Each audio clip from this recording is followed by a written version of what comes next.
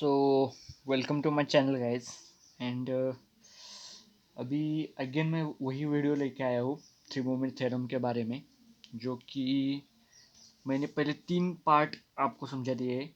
जैसे कि simply supported अगर एंड हो या फिक्स्ड एंड हो, मतलब एक एंड फिक्स्ड है और अगला एंड सिंपल सपोर्टेड है।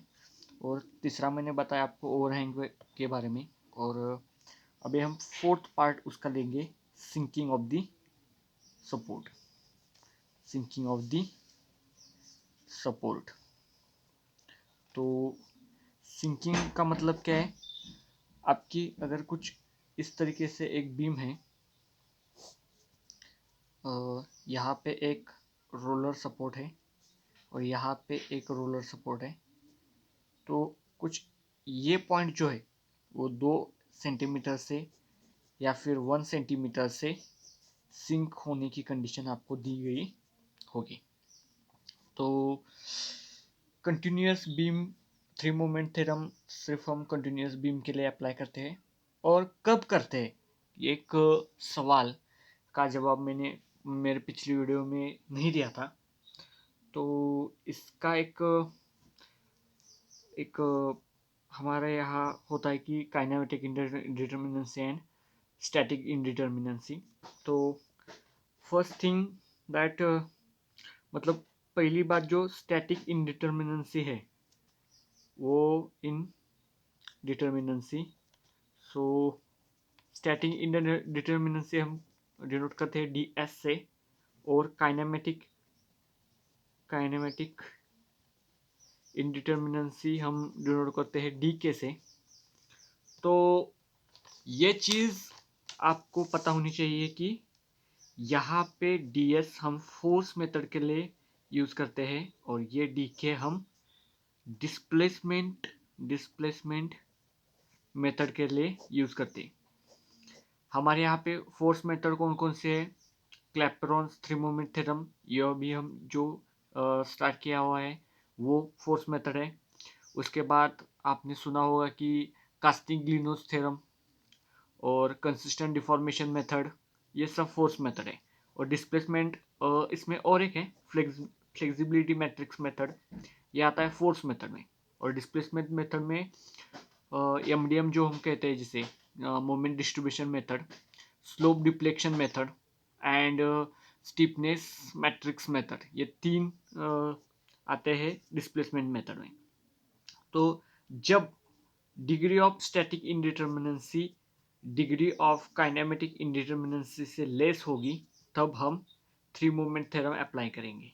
थ्री मोमेंट थ्योरम अप्लाई करेंगे। थ्री मोमेंट थ्योरम कब अप्लाई करना है? जब degree of static indeterminacy degree of kinematic indeterminacy से कम है, तब हम ये वाला इक्वेशन जब सेटिस्फाई होगा तो हम थ्री मोमेंट थ्योरम अप्लाई करेंगे। वैसे एक बात आपको जहन में रखनी होगी कि इनडिटर्मिनेंट बीम हम 2 तरीके से सॉल्व कर सकते हैं, एक फोर्स मेथड से और दूसरा डिस्प्लेसमेंट मेथड से। अभी हमको वही सोचना है कि इसमें कौन सी डिग्री कौन सी इंडिटर्मिनेंसी ज़्यादा है, स्टैटिक इंडिटर्मिनेंसी या फिर काइनेमेटिक इंडिटर्मिनेंसी। और स्टैटिक इंडिटर्मिनेंसी में फोर्स में हमारा रूल क्या है कि जब हमारे यहाँ पे सिंपली सपोर्ट होगा तो हम वहाँ का मूवमेंट ज़ीरो ले लेंगे, और जब वहाँ पे फिक्स्ड सपोर्ट्स होगा तो वहाँ का हमें हमें कुछ मूवमेंट कंसिडरेबल मूवमेंट हमें वहाँ पे मिलेगा। और एक बात कि अगर हमारे यहाँ पे कुछ इस तरीके की बीम है जो एक तरह के फिक्स्ड है, दूसरा यहाँ पे सपोर्ट है रोलर सपोर्ट, और एक रोलर सपोर्ट है, और एक रोलर सपोर्ट है, मतलब यहाँ पे कुछ रिएक्शन होगी कुछ इस तरीके से, एक हॉरिजॉन्टल रिएक्शन, एक वर्टिकल रिएक्शन और एक मूवमेंट, जिसे हम शायद ये ए पॉइंट हम कंसिडर करेंगे तो यहाँ पे हो गए एच ए, मतलब हॉरिजॉन्टल रिएक्शन, ये हो गई हमारी वर्टिकल रिएक्शन वी आर, और ये हो गया मूवमेंट एट ए। यहाँ पे हो गई 3, यहाँ पे हो गई एक, यहाँ पे हो गई एक और यहाँ पे हो गई एक। यहाँ पे कुछ होगा इस तरीके से वर्टिकल रिएक्शन ही आएगी, यहाँ पे भी वर्टिकल रिएक्शन आएगी और यहाँ पे भी वर्टिकल रिएक्शन ही आएगी। ये मैंने वी आर वर्टिकल रिएक्शन के लिए लिखा है, मतलब यहाँ पे एच आर लिख सकते हैं आप, हॉरिजॉन्टल रिएक्शन, यहाँ पे vertical reaction, vertical reaction, vertical reaction, vertical reaction. तो हमारे यहाँ पे इक्वेशन कितने हैं, हमारे यहाँ पे 3, जो हमें सजेस्ट करते हैं कि total movements equals to zero, total horizontal reaction equals to zero and total vertical reaction equals to zero. मतलब जिससे इसे हम शायद आपको ध्यान में आने के लिए 3 रिएक्शन हम यहाँ पे लिख लेते हैं। Moment at A is equal to zero, summation of moment at A, मतलब सबका sum moment at A equals to zero, summation of horizontal equals to 0 and summation of vertical equals to 0. Vertical reaction and horizontal reaction equals to 0. तो ये हमारे 3 condition जो beam को हमारे indeterminate determinate बनाती है।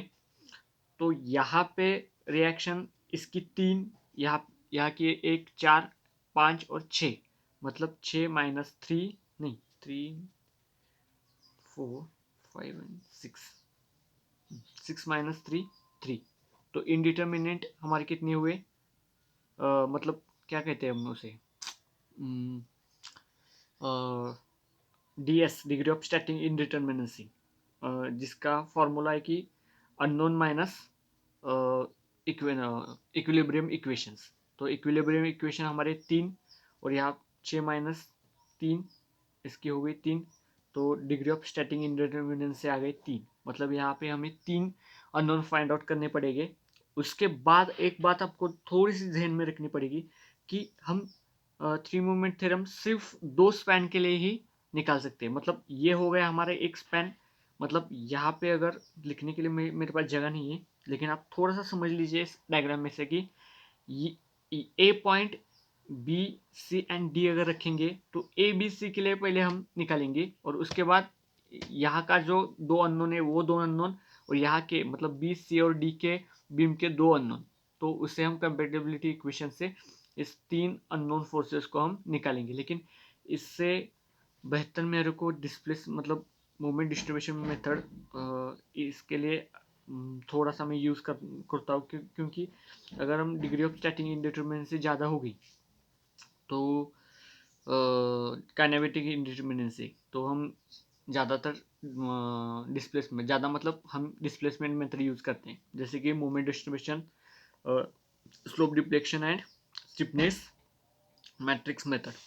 तो ये हो गई हमारी थोड़ी सी बेसिक जानकारी जो ऊपर से नीचे तक मैंने बताई। इसके बाद हम डायरेक्टली एग्जाम्पल को शुरू करते हैं। उसके बाद एक थोड़ा सा आपको और एक बात कि साइन कन्वेंशंस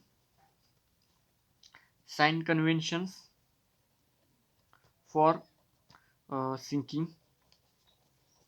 तो sign convention, first thing and second, first middle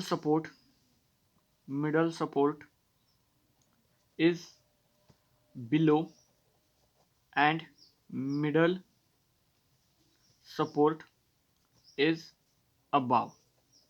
तो अगर मिडल सपोर्ट बिलो रहेगा तो हमारा जो साइन कन्वेंशन रहेगा वो रहेगा पॉजिटिव, और मिडल सपोर्ट अगर अबोव रहेगा तो हमारा साइन कन्वेंशन रहेगा निगेटिव। तो इस तरीके से हम साइन कन्वेंशन ले लेंगे 3 मूवमेंट के थ्योरम के लिए, और मूवमेंट डिस्ट्रीब्यूशन के लिए, और उसके आगे का जो स्लोप डिफ्लेक्शन इक्वेशन है उसके लिए अलग साइन कन्वेंशन दिया गया है सिंकिंग ऑफ द सपोर्ट के लिए।